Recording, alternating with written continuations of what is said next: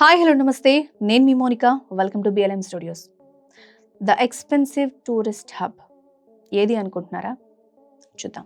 భారతదేశానికి పర్యాటకులు, టూరిస్టులు రావటం లేదు అనే వార్త మీరు విన్నారా? అసలు మీరు ఎప్పుడైనా ఆలోచించారా?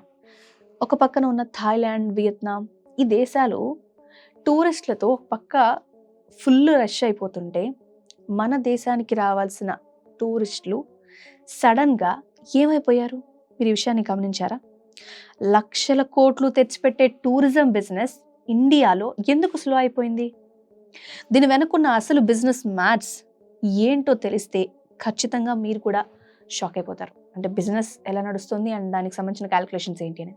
Let's dive in.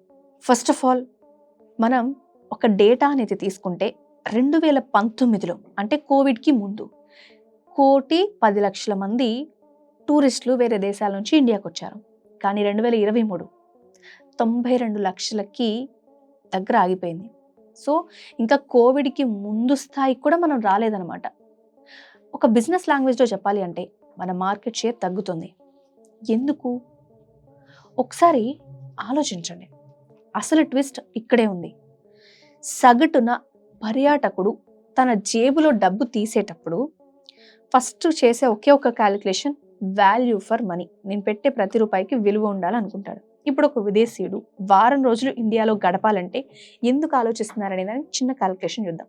ఒక 4 స్టార్ హోటల్ రేటు ఇక్కడ రోజుకి 15,000 ఉంటే థాయిలాండ్లో 5,000కే దొరుకుతుంది.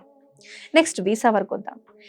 మన దగ్గర $100 వరకు ఖర్చు అవుతుంది. అదే శ్రీలంక లేకపోతే వియత్నాం అయితే దాదాపు ఫ్రీయే కదా.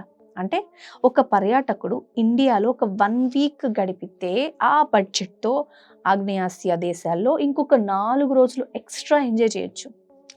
బిజినెస్ పరంగా చూస్తే ఇండియాకు ఇది చాలా పెద్ద మైనస్ అని ఖచ్చితంగా చెప్పొచ్చు. సో పోనీ లోకల్ ఖర్చులు తక్కువ ఉన్నాయా అని ఒకసారి మనం అనుకుంటే అది కూడా లేదు. హోటల్ రూమ్ 7,500 రూపాయలు దాటితే చాలు. గవర్నమెంట్ 18% GST వేస్తుంది.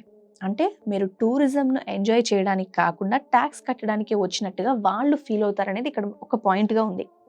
అంతేకాదు దీనికి తోడు మన దేశంలో ఇంటర్నల్ ఇన్ఫ్లేషన్, ద్రవ్యోల్బణం అంటారు దీన్ని. దీనివల్ల హోటల్ ధరలు గత ఇయర్ కంటే 20% పెరిగాయి. హోటల్లో ఏదైనా కాస్ట్లు ఏవైతే ఉన్నాయో అవన్నీ. ఒకసారి ప్రపంచం మొత్తం ఒకసారి మనం జస్ట్ ఇమాజిన్ చేసుకుంటే ఇంకో ఇంట్రెస్టింగ్ పాయింట్ ఉంది. ఏంటది అంటే ఎయిర్ కనెక్టివిటీ. రష్యా ఉక్రెయిన్ యుద్ధం అయితే జరుగుతుంది కదా, దీనివల్ల యూరప్ నుంచి వచ్చే విమానాలు ఇండియాకి రావాలంటే చుట్టూ తిరిగి రావాలి ఆ యుద్ధం జరగడం అనే ఒక పాయింట్ వల్ల. ట్రావెలింగ్ టైము 3 hours పెరిగింది. సో ఫ్యూయల్ ఖర్చు కూడా పెరుగుతుంది. దాని రిజల్ట్ విమానం ఎయిర్లైన్స్ అని టికెట్ ధరలు 20% వరకు పెంచేస్తాయి. ఇప్పుడు చెప్పండి, ఒక కామన్ పర్సన్ లేకపోతే వేరే ట్రావెలర్, విదేశీయులు ఎవరైనా సరే, లోకలైట్స్ ఎవరైనా సరే ఈ లెక్కలు చూసిన తర్వాత ఇండియాకు రావడానికి ఇంట్రెస్ట్ చూపిస్తారా? మీకు ఏమనిపిస్తుంది? Just imagine, it just news. మీరు ఏమని ఫీల్ అవుతున్నారు? ఓవరాల్గా ఒకసారి చూస్తే మన దగ్గర చాలా అద్భుతమైన కల్చర్ ఉంది, మన మంచి సంస్కృతి, ఒక హిస్టరీ ఉంది ఇండియా అంటే. కానీ బిజినెస్ యాంగిల్లో ఒకసారి చూస్తే మాత్రం చాలా ఎక్స్పెన్సివ్ దేశంగా ఉందా మన దేశం అంటే మేబీ ఎస్. పర్యాటక రంగం, ఈ టూరిజం మళ్ళీ స్పీడ్గా పెరగాలి అంటే ఈ రేట్స్ తగ్గించడమా లేకపోతే సర్వీస్ క్వాలిటీ అనేది పెంచడమో ఖచ్చితంగా చేయాలి కదా. లేదు అంటే ఈ టూరిజం డాలర్స్ అన్నీ కూడా వేరే దేశాల్లో ఉన్న వాళ్ళ జేబుల్లోకి వెళ్ళిపోతూనే ఉంటాయి. మరి మీరేమంటారు?